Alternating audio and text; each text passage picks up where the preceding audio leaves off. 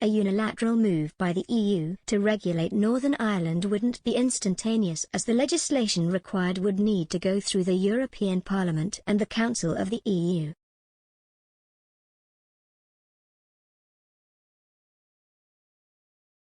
Were it to make such a move, it might be that there is reduction of medicines for Northern Ireland patients, a medicine supply chain chief has told express.co.uk. However, it's not something either side wants.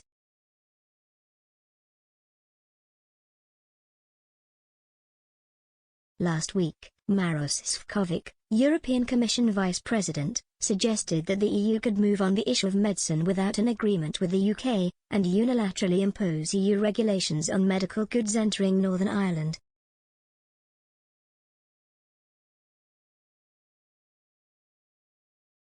Speaking to a Northern Ireland Assembly Committee on December 1, Mr. Šefčovič said, "I would 100% prefer if we can present this good solution as a joint approach.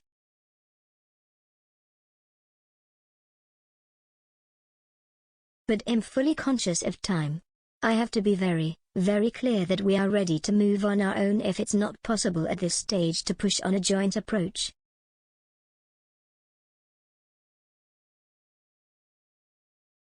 However, owing to the bureaucratic nature of the EU, the European Commission can only propose draft legislation.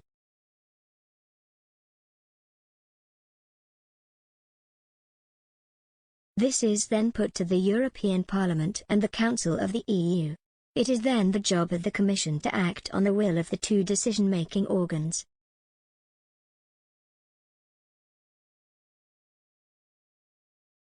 Martin Saur, Chief Executive of the Healthcare Distribution Association, commented that because of this bureaucracy it wouldn't be instantaneous.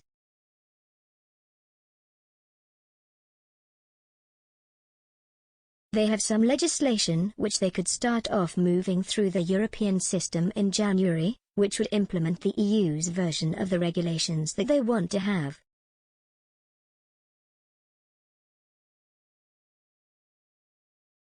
But the consequences of that, depending on the start date, might be that we might see withdrawal of companies supplying Northern Ireland and the reduction of medicines for Northern Ireland patients.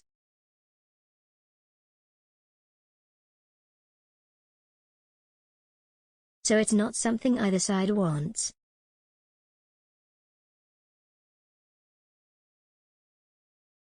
Mr. Saur believes that Mr. Šefčovič made his threat to remind everybody that they also have unilateral capabilities, and Article 16 isn't the only one on the table.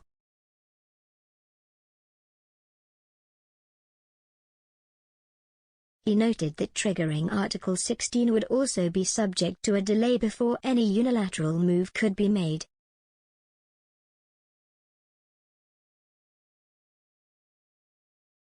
According to the Institute for Government, the Northern Ireland Protocol stipulates that once Article 16 is triggered, both the UK and the EU should enter negotiations to find a solution.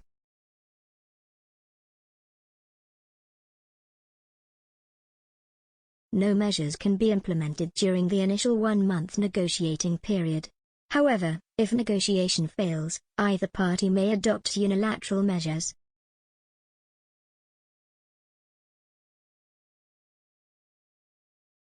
Mr. Saur commented, "I think both sides are saying these things to show they have autonomy, a bit, publicly, but it's not quite as straightforward as that."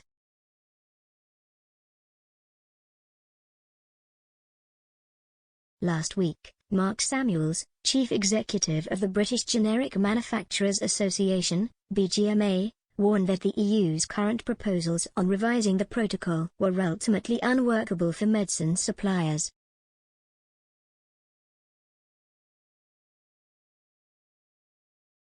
He said that an extremely low number of new licenses being issued for the country meant there was a force 9 gale heading Northern Ireland's way.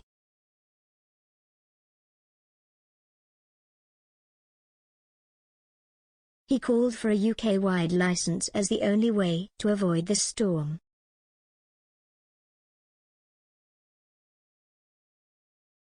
Mr. Scupper reportedly told the Northern Irish Assembly that the protocol is not perfect, but it is the best response to the UK's decision to withdraw from EU and the form of Brexit the UK government has chosen.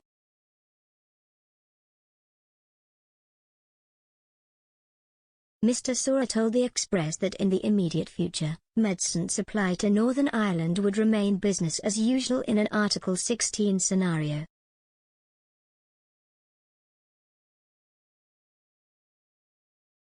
He commented, "If Terry's regulatory simplicity, then it'll make us have access to more medicines, and more healthcare going forward."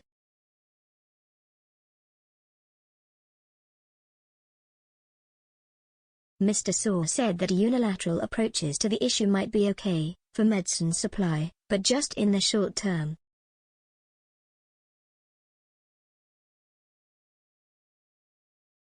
But in the longer term, I'm talking in 6 months or more, the repercussions for medicines access, for the whole of the UK would be affected.